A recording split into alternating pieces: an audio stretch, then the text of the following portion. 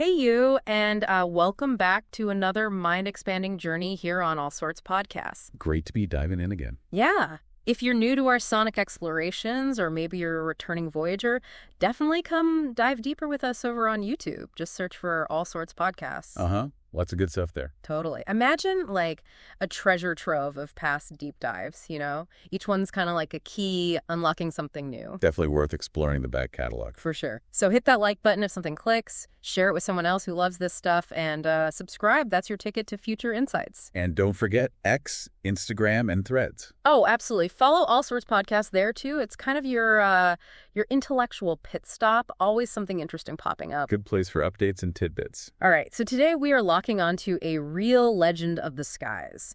An aircraft that, well, it didn't just break the sound barrier, it practically owned it, standing guard for decades. The Mikoyan MiG-31. NATO called it the Foxhound. A truly, truly remarkable machine.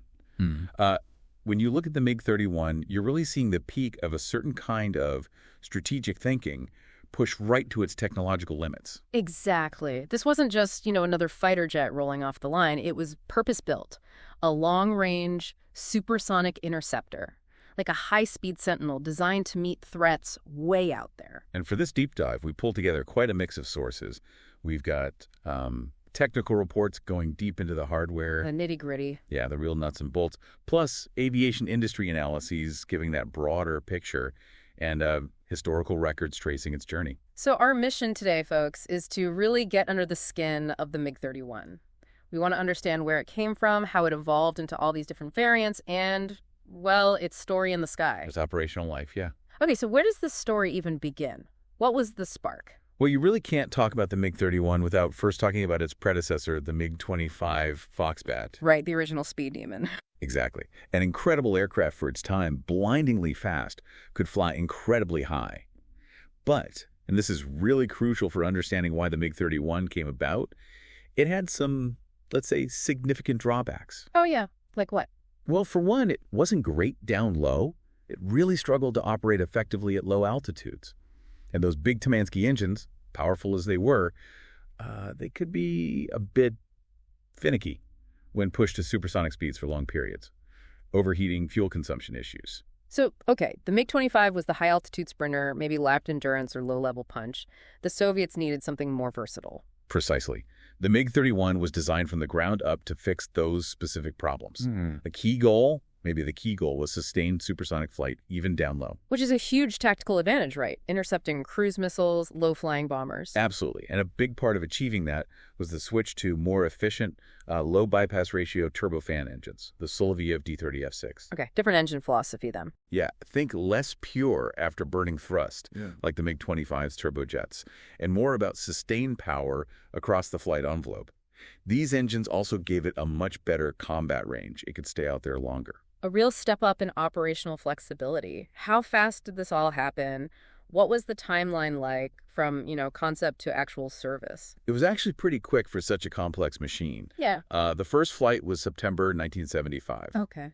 Production kicked off in 1979, and by 1982, it was fully operational with the Soviet Air Defense Forces, the PVO. Wow, 7 years from first flight to frontline duty. That's moving fast. It really is, especially for an aircraft introducing so many new technologies. I bet. And given the Cold War context, its arrival must have caused quite a stir, right? Lots of speculation. Oh, definitely. Its introduction was, shrouded in the usual Cold War fog. There was a lot of guesswork in the West. And then you had the defection of Lieutenant Viktor Belenko in '76. Wow, the guy who flew his MiG-25 to Japan. That's the one. During his debriefings, he talked about an upcoming Super Foxbat. He mentioned a two-seater, better capabilities, could even intercept cruise missiles. So he kind of hinted at it. He did, though some details he gave, like the air intake supposedly resembling the MiG-23s, didn't quite match the final MiG-31. Sure. But it definitely fueled the speculation about what was coming next. Shows you how tough intelligence gathering was back then. No kidding. Now, the Soviet Union hit some economic rough patches later on. Did that affect the MiG-31 fleet? Yeah, that's an important part of the story. The economic slowdown in the late 80s and early 90s, well, maintaining a large fleet of these complex, extensive interceptors became a real challenge. So budget cuts hit hard. They did. A significant chunk of the fleet, maybe around 20%, was actually parked, taken out of service. Wow. But And this shows you how valuable they still considered it. When the Russian economy started recovering around 2006, they brought most of them back. About 3/4 of those withdrawn jets were reactivated and put back into service with the Russian Air Force. A clear sign they still needed its capabilities. And it sounds like the story isn't over yet. Not at all. Just back in July 2020, the Russian Defense Ministry explicitly stated they're investing in further modernization and life extension for the Foxhound fleet. So it's sticking around for a while. Seems that way. They clearly see an enduring role for it. Okay, which brings us right to the machine itself. What were the key design features? What made the MiG-31? Well, the MiG-31. Right, let's get into the hardware. So fundamentally, it's a long-range, two-seat, supersonic interceptor. That two-crew setup is vital. Pilot up front, weapons guy in the back. Exactly. Pilot focuses on flying. The weapon system officer, or WSO, in the rear cockpit manages the powerful radar, weapons deployment. It really helps handle the workload, especially in complex intersects with multiple targets. Teamwork at Mach 2+. Crazy. What about its physical size and shape? It looks imposing. It is. It's a big aircraft. Length is somewhere around 21.5 to maybe 22.7 meters, depending on the variant. Wingspan about 13.5 to 14 meters. Height around 6.15 to 6.6 meters. Yeah. And the max takeoff weight is huge, 41,000 up to 46,200 kilograms. A heavy hitter. Definitely. And the whole airframe is highly streamlined, obviously designed for high speed, but specifically optimized for better performance down low compared to the Foxbat. And the materials must be pretty robust to handle those speeds and stresses. Absolutely. The airframe construction is quite interesting. It's mostly welded nickel steel, about 49% for sheer strength. Then you have titanium, about 16%, great for heat resistance and strength to weight. And about 33% aluminum alloy, balancing strength and lightness. There's even a small percentage, maybe 2%, of composite materials, which is pretty advanced for its time. A sophisticated blend. And visually, it's got those really distinctive features, the big side intakes, the twin tails. Yeah, you can't miss those huge rectangular side-mounted air intakes, crucial for feeding those engines across a wide speed range. Then the shoulder-mounted swept wings with those squared-off tips and that noticeable negative slant, or an anhedral. Right. And those twin vertical tail fins for stability, especially at high Mach numbers. Plus the bubble canopy for visibility and that long pointed nose cone housing the radar. Speaking of radar, that look-down, shoot-down capability you mentioned, that was a huge deal for Soviet fighters, wasn't it? It was revolutionary for them. The MiG-31 was the first Soviet fighter with a genuine capability to detect and fire at targets flying below it against the ground clutter. It was a major weakness before. A huge limitation, yeah. Trying to pick out a low-flying cruise missile or bomber against the ground returns was incredibly difficult for older radars. Yeah. This capability was a massive leap, enabled mainly by that advanced radar and its digital avionics suite. Right, seeing targets regardless of their altitude relative to the Earth. And digital avionics, what did that mean practically for the crew? Well, for its time, it was surprisingly advanced. It had multifunction displays, MFDs, and liquid crystal displays, LCDs, in the cockpit. So glass cockpit elements? Kind of early versions, yeah. Yeah. Instead of just dials and gauges, they could get flight data, radar info, weapon status presented more dynamically, made managing complex situations easier. Okay. And critically, it had 0-0 ejection seats for both crew members. Meaning they could punch out safely even on the ground. Exactly. 0 altitude, 0 airspeed. A massive safety improvement gave the crew a much better chance if things went badly wrong. Definitely a confidence booster. Let's dig into that radar system more. You said it was the first operational fighter with a piece of radar, passive electronically scanned array. What's so special about that? Okay, this is where the MiG-31 really shone technologically. It was the world's first operational fighter with a piece of radar. The system was the Zaslon S-800. NATO called it Flashdance. Flashdance, okay. Yeah, and this radar was seriously powerful. Huge power output, and crucially, that fixed phased array antenna. So no moving dish swinging back and forth. It steered the beam electronically. That's the core advantage. Like having thousands of tiny radars working together that can flick the beam almost instantaneously anywhere within its scan volume. Much faster scanning, much better at tracking multiple targets. Okay, so what were its capabilities? Range, tracking. The Zaslon had a detection range, typically quoted around 200 kilometers against a fighter-sized target, say 16 square meters RCS. Tracking range was about 120 kilometers. Pretty good reach. Very good for the era. The initial MiG-31E export version could track 10 targets and engage 4 of them at the same time. 10 track, 4 engage. Impressive. But then the upgraded MiG-31BM Well, reports suggest it can track up to 24 targets and engage, some sources say 6, some say even more, simultaneously. 24. That's incredible situational awareness for one aircraft back then. And could it do more than just air-to-air? Yeah, the Zaslon was designed to be versatile. It could search for and engage targets in the air, obviously, but also targets on the ground. And it could operate in, various weather conditions and deal with electronic countermeasures. Wow. And I remember reading something about them sharing data, coordinating attacks. Yes, that's another key feature, the data links. It had the RK-RLDN link for talking to ground control. But the really cool one was the APD-518 data link. What did that do? This allowed up to 4 MiG-31s flying within maybe 200 kilometers of each other to automatically share their radar data in real time. So they could see what the others were seeing. Exactly. Imagine one MiG detects a target way out, maybe beyond the radar range of the others in the formation. That tracked data gets instantly shared. The other MiGs can then vector in without even having detected it themselves yet. Like a networked sensor grid in the sky? Precisely. They could even use it to guide less sophisticated fighters, like maybe older MiG-25s, towards targets that only the MiG-31 could see. Truly revolutionary networking for its time. A real force multiplier. What other sensors did it have besides that big radar? It had a whole suite. There was a light-duty speed and direction sensor. It had track while scan, or TWS radar mode, so it could keep searching for new threats while tracking existing ones. Okay. And crucially, it had an infrared search and track system IRST. Ah, for passive detection, looking for heat signatures. Exactly. Really useful against stealthier targets that might have a low radar cross-section. It could pick up engine heat. Plus, it had a radar warning receiver, RWR, to tell the crew if they were being painted by enemy radar. That IRST seems vital in a modern context. It really is. Gives you a passive option. And when you combine the Zaslon's range and multi-target capability with that data link networking, well, a group of just 4 MiG-31s could effectively control a huge chunk of airspace, like a 800 to 900 kilometer long corridor. Unbelievable coverage. Okay, let's talk teeth, the armament. What did the MiG-31 usually carry? Its main punch came from up to 4 Vimpel R-33E long-range air-to-air missiles. NATO called them the AA-9 AMIS. Big missiles, right? Huge. These were specifically designed to take down high-value, high-speed targets. Think SR-71 Blackbird, B-1 Lancer bombers, B-52s. The strategic stuff. Exactly.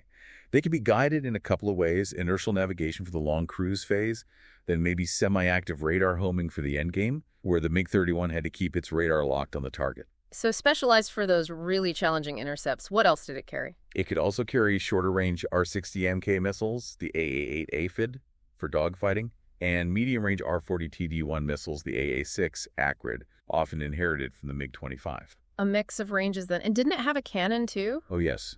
An internally mounted 30mm Gesh 623M, 6 barrels, Gatling style. Like the A-10's gun, but smaller caliber. Similar concept, yeah. And the rate of fire was just insane, reportedly over 10,000 rounds per minute, with 800 rounds on board. 10,000? That's a wall of lead. Pretty much guarantees anything caught in that stream is having a very bad day. Devastating close-in weapon. I bet. And the later versions, the upgraded ones, could carry more modern stuff. Right. The MiG-31BM upgrade really broadened its horizons. You could carry newer missiles like the R-77, the AA-12 Adder Rushes, equivalent to the AMRAAM, and importantly, it gained the ability to carry various air-to-ground missiles. Ah, becoming multi-role. Exactly. Things like the AS-17 Krypton anti-radiation missile for taking out enemy radar sites. A big shift from just being an interceptor. And then there's that hypersonic missile everyone talks about. Ah, yes, the Kinzhal. The MiG-31K variant is specifically modified to carry the KH-47M2 Kinzhal. It's an air-launched ballistic missile, flies at hypersonic speeds. Changes the game again. It really does. Gives the MiG-31 a very serious long-range strike capability against high-value ground targets, and it's incredibly hard to intercept. Shows the airframe's adaptability, really. Truly remarkable evolution. How much could it carry in total? What was the payload? Maximum external load varied a bit by variant, but some versions could haul up to 9,000 kilograms of ordnance. That's a lot of missiles and potentially bombs. Okay, let's talk variants then. The sources listed quite a few different versions. Can you walk us through the main ones? Sure. It's quite a family tree. You start with the basic initial production MiG-31. The baseline Foxhound. Right. Then things get interesting. There were the MiG-31A and MiG-31S concepts. These were actually looked at for commercial satellite launches, even astronaut training, atmospheric research. One wild idea was launching a suborbital space tourism glider. Space tourism from a MiG-31. Okay, that's unexpected. What about the combat upgrades? So the MiG-31B was an early upgrade, featuring better avionics and the improved Zaslon M radar, bigger antenna, better range. The MiG-31BS was a similar upgrade path. Got it. Then the MiG-31E was the export version, usually with a slightly derated radar, the RP-31E. Yeah. There's also mention of a MiG-31F, but details on that one are pretty scarce, maybe an advanced fighter concept. And then the big one, the BM, which you mentioned adding multi-role capability. Exactly. The MiG-31BM is a major modernization. Upgraded avionics throughout, ATAS controls hands-on throttle and stick. Makes flying easier. Yeah, reduces pilot workload. Plus those MFDs we talked about, much more powerful computer, better digital data links for networking, and that significantly upgraded phased array radar, the one that can supposedly track 24 targets. Right. A huge leap. Was there an export BM? Yes, the MiG-31FE was the designation for the export version of the BM. Okay. Any other really specialized ones? There were a few. The MiG-31LL was just a flying laboratory testing new systems. The MiG-31M was a very advanced derivative, redesigned cockpit, could carry more missiles, but it seems it never really entered widespread service, maybe too expensive. And then the really unique one was the MiG-31D. This was designed as an anti-satellite weapon carrier. Anti-satellite. Wow. Yeah, part of a Soviet S-USAT program. It didn't have the usual missiles. Instead, it carried one massive anti-satellite missile under the belly and had a special upward-looking radar to target satellites. Wild stuff. And of course, the K for Kinzhal. Right, the MiG-31K dedicated Kinzhal carrier. And the latest iteration seems to be the MiG-31 BSM. Okay, what's new on the BSM? It builds on the BM.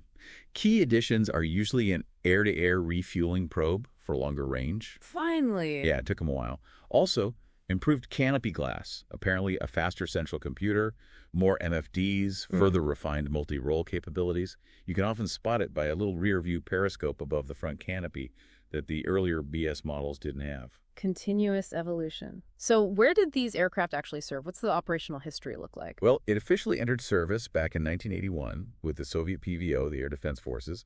And as we said, it made history as the first operational fighter with that phased array radar. Big deal. After the Soviet Union dissolved in 91, the fleet continued serving with the new Russian aerospace forces. And were they the only ones who flew it operationally? For a long time, yes, mainly. Though the Kazakhstan Air Force also operated a number of them, inherited after the Soviet collapse. They just retired their fleet in 2023, actually. Okay, so primarily Russia now, and they plan to keep flying them. Seems so.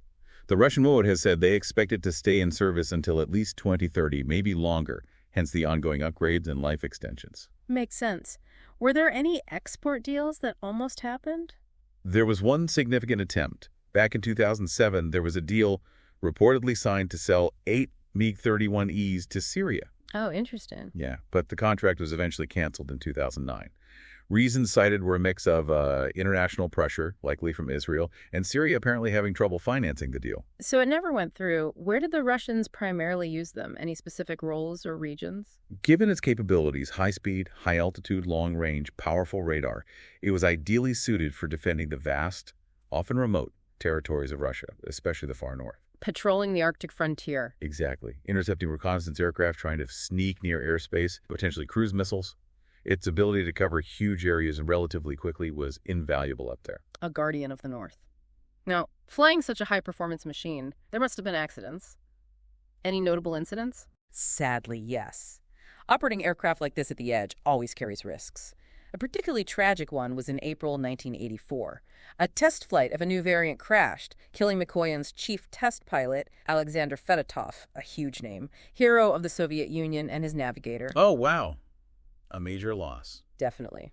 And more recently, in April 2017, there was a very bizarre friendly fire incident during training out in the Russian Far East. One MiG-31 accidentally shot down another MiG-31 with a missile. Seriously, friendly fire between two Foxhounds. Yeah. Fortunately, both crew members in the damaged aircraft managed to eject safely that time. But yeah, there have been other crashes over the decades. It's a reminder of the dangers involved. Sobering stuff. Okay, shifting gears slightly. Our sources included that old 1952 report on earlier Soviet interceptors. Obviously, it predates the MiG-31, but does it offer any context for why something like the Foxhound was eventually needed? It really does. That report gives a fascinating snapshot of Soviet thinking right in the early jet age. It talks about the MiG-15, the workhorse interceptor then. The classic MiG, yeah. The report praised its high-altitude agility, which was key then, but also pointed out big limitations. Very basic air intercept radar, if any, and relatively light armament, usually two 23mm cannons and one 37mm. So even back then, they saw the need for better targeting and more punch. Seems so. The report also mentions the Type 28, another early interceptor, smaller, straight wings. Considered okay against bombers of the day, but again noted for weak firepower, just two 23mm guns. A running theme in that 1952 assessment was that Soviet interceptor armament, mainly those 23mm cannons, was seen as kind of inadequate compared to what the West was developing: heavier cannons, higher muzzle velocity. Yeah. Plus, those early jets just didn't have much space or weight capacity for lots of weapons. A constant struggle. Performance versus payload and sensors. Exactly. And what's really interesting is the report speculates about the future.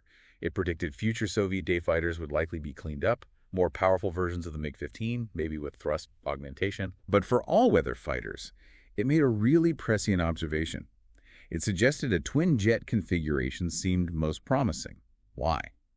Because you needed the internal volume for bigger, more complex radar systems and other gear. Wow, predicting the need for twin engines for advanced interceptors way back in '52. Yeah, it perfectly foreshadowed the design path that eventually led to aircraft like the Yak-28, the Tu-128, and ultimately the twin-engine MiG-31 with its massive radar. Incredible foresight. It really puts the MiG-31's development into that long arc of Soviet aviation history. Absolutely. It wasn't created in a vacuum. It was the culmination of decades of experience addressing the weaknesses of earlier designs and responding to new threats. Well, this has been a truly deep dive into the Mikoyan MiG-31 Foxhound. We've covered its origins, its really impressive design features, all those variants, and its long operational history.